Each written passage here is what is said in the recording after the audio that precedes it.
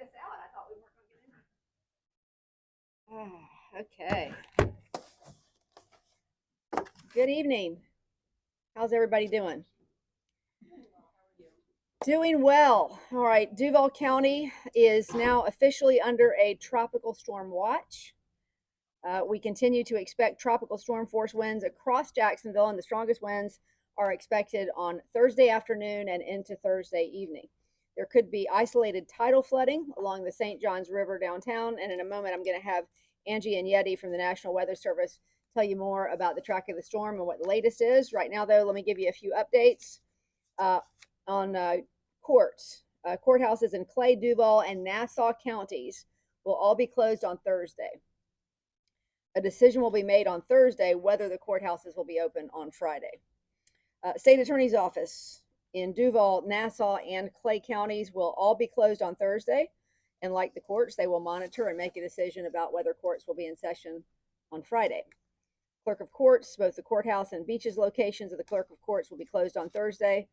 And we'll continue to provide you updates on what happens there on Friday. Property Appraiser's Office will be closed Thursday. Supervisor of Elections Office, downtown, and the Election Center on Imison Park Boulevard will both be closed on Thursday.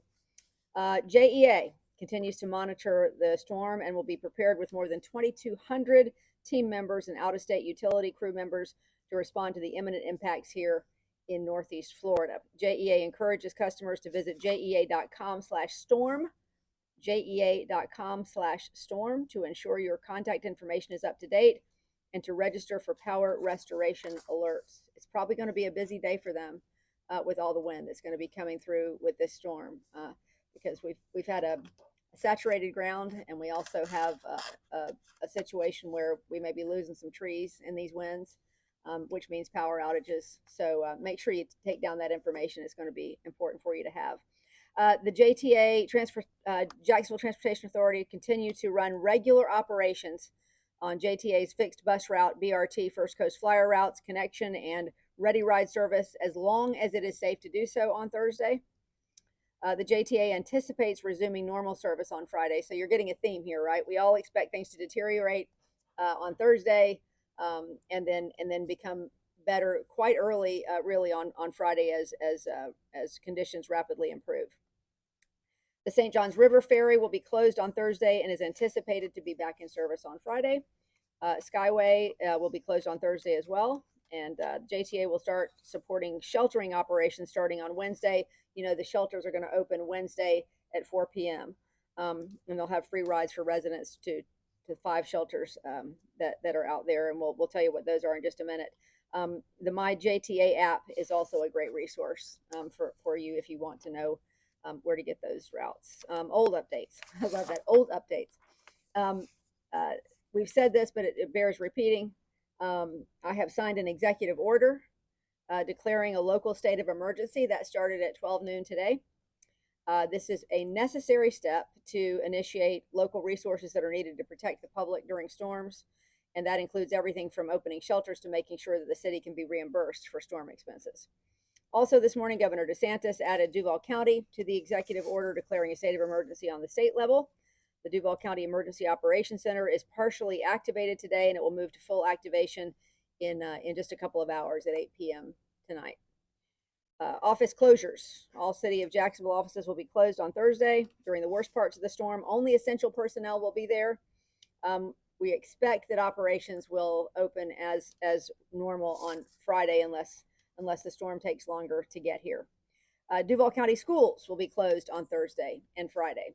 So while you will be seeing the weather clear rapidly on Friday, you have to remember that 4 of our 5 shelters that will be open are going to be in Duval County schools. So it takes a while to clear those, to break them down, and to close those up, and that's why schools will be closed on Friday as well.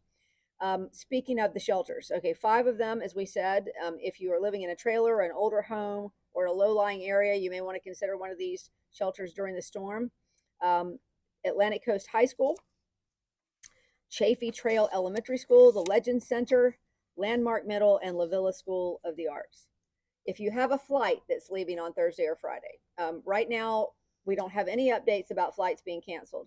We know the airport will remain open as long as the airlines are continuing to fly. So if your flight is in question, you should contact your airline to find out what the status of that flight is. Public Works. Various Public Works teams are taking care of clearing trees, clearing drains, securing loose items in advance of the storm. We'll be keeping solid waste pickup on schedule Thursday and Friday, as long as it is safe to do so. And if there are any homes missed on those days, we'll have pickup for them on Saturday. So what we'd like for you to do now is please take a few minutes before dark to secure items around your yard and around your home. So walk around your property, clean up any limbs or debris that may clog storm drain systems. You may want to clean out your gutters, secure some loose outdoor items. You don't want your patio furniture flying around when the winds start to pick up. They could become projectiles in your yard or in your house. Be mindful of trees that could become uprooted from heavy winds and that are already saturated ground from the previous weeks of rain. We've seen this in other areas over the past couple of weeks, just with the rain that we've had, trees just coming down, and we expect with the winds we're going to experience that will happen again. Ensure your supply kits are stocked and that you have an emergency plan for your family, and all your final prep should take place before Wednesday evening. So we're expecting, while those bands of rain may start to come in on Wednesday, that things will start to deteriorate then, so that if you get everything done today and tomorrow, you can hunker down on Thursday. And that's really what we'd like you to do. Try to stay off the roads on Thursday if you possibly can, because that's when we're going to be expecting those high winds, and you may come into a situation where you have to approach a bridge and you won't be able to get over, because if winds exceed 40 miles per hour sustained, you're not going to be able to get over that bridge for a while. So try to make plans to stay home if you can on Thursday. 630 City is going to be there 24/7 starting tomorrow morning. So any calls that come in starting at 8 a.m. on Wednesday to 7 p.m. on Friday through the duration of the storm will come into 630 City and will be answered 24/7. So also a reminder to visit our jacksready.com/Helene for any updates on this storm. Really good information always on jacksready.com. So please visit that. And at this moment, I would like for Angie and Yeti to come up and give us the very latest on the storm. Good evening. My name is Angie Agnetti, meteorologist with the National Weather Service in Jacksonville, here to support Duval County as we collectively go through Helene. As of 5 p.m., Tropical Storm Helene had sustained winds around 50 miles an hour. There's been an increase in intensity with the system this afternoon, and also better organization. Over the next 24 to 36 hours, the center of the storm is going to drift northward and eventually come across the southern Gulf of Mexico, where by tomorrow afternoon, the system is expected to be intensified to Hurricane Helene.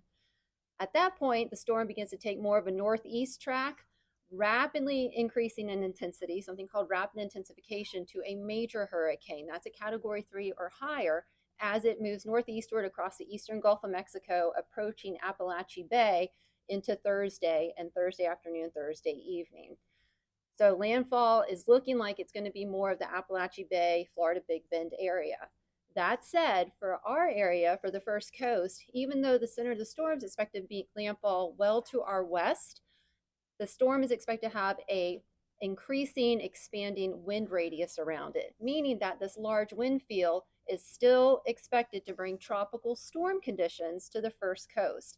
As the mayor mentioned, the timing of those strongest winds looks to be Thursday afternoon into Thursday evening.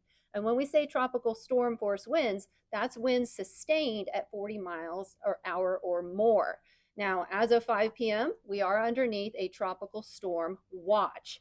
A watch means that tropical storm conditions are possible in the watch area within about 48 hours. So the watch is like our heads up product that, okay, let's go ahead and finish up our preparations. Given good weather, today, this evening, and into tomorrow through Wednesday, that's a great time period, as the mayor said, to fortify your emergency supply kits, go over your plans, and be ready to find your safe shelter by tomorrow evening. That would be Wednesday evening, because at that point, that's when we're going to be expecting some of the outer rain bands to come up the Florida Peninsula. Within those rain bands is going to be tornado potential, as well as locally heavy rainfall. So ideally, we want folks to kind of be where they want to be to ride out the storm by tomorrow evening, Wednesday evening. And certainly the worst of the impacts will transpire through the course of the day, Thursday, with the brunt of the storm Thursday afternoon into Thursday evening. During that time of the strongest winds, Thursday afternoon and evening, is where we could see storm surge of up to 3 feet, especially targeted on areas of the river, including downtown Jacksonville, near Hogan's Creek, as well as San Marco area, Riverside, and Ortega. Along the immediate coast, we could have some inundation up to 3 feet, but with such a good dune structure there, we're not expecting significant coastal storm surge impacts with Helene. But the riverfront will be the more vulnerable locations. In terms of rainfall amounts, for our county, we're generally looking about 2 to 4 inches, but there could be isolated amounts up to 6 inches. Now, 2 to 4 doesn't sound like a whole heck of a lot, but given the saturated grounds that we have had over the area, and many areas haven't flushed out, haven't drained out properly, any additional heavy rainfall over a short period of time is going to certainly cause some localized flooding issues. So to highlight that flood potential, we do have a flood watch in effect as well that goes into effect Wednesday night. It's out currently, but it doesn't go into effect until Wednesday night as those outer rain bands approach us. All right. Any questions for any of us? All right, everybody, thank you so much for being here. We'll be back at 12:05 tomorrow. And in the meantime, please encourage everybody to keep making their storm preps and be safe. Thank you.